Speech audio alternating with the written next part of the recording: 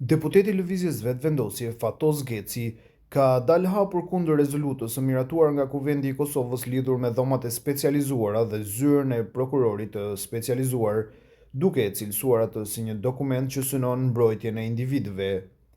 Kuvendi i Kosovës miratoi rezolutën e propozuar nga Partia Demokratike e Kosovës me 90 vota për dhe vetëm një kundër, pikërisht atë të Gecit.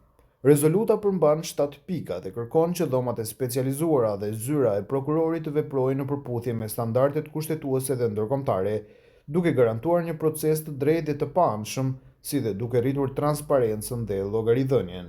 Megjithatë, në Debat Plus Geci e ka kritikuar përmbajtjen e saj.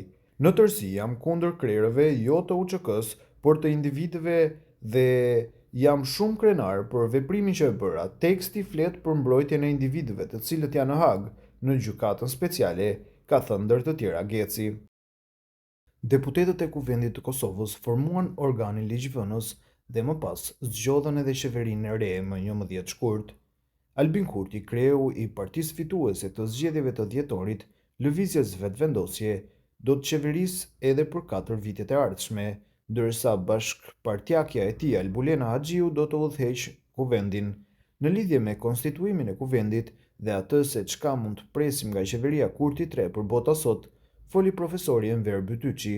Fillimisht ai u shpreh se ishte shumë pozitiv që brenda ditës u konstitua kuvendi dhe u zgjodh qeveria e re.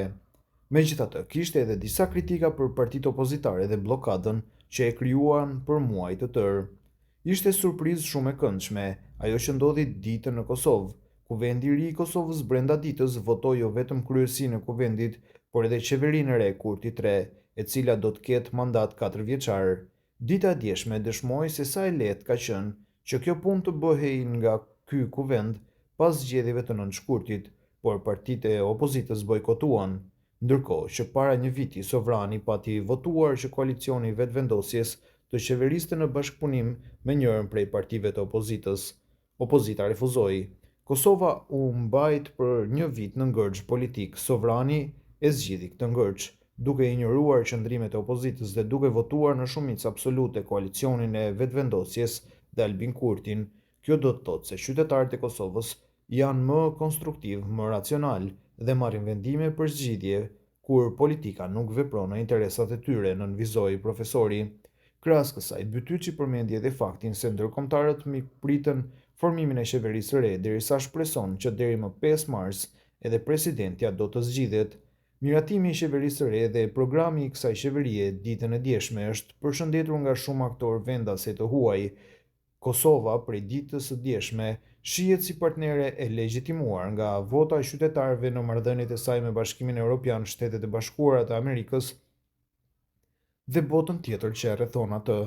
Tani do të duhet me urgjencë të votohet buxheti i shtetit për vitin 2026, i cili u bojkotua gjithashtu nga opozita vjeshtën e kaluar dhe pas kësaj vjen radha e zgjedhjes së presidentit.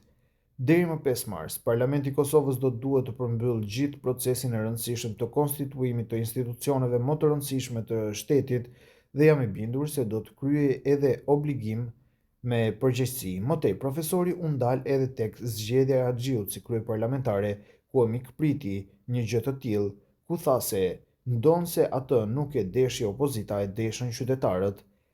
E nisur nga kjo, potencoi se në rast se Osmani zgjidhet president, atëherë Kosova do të ketë 2 gra në pozitat kryesore të shtetit.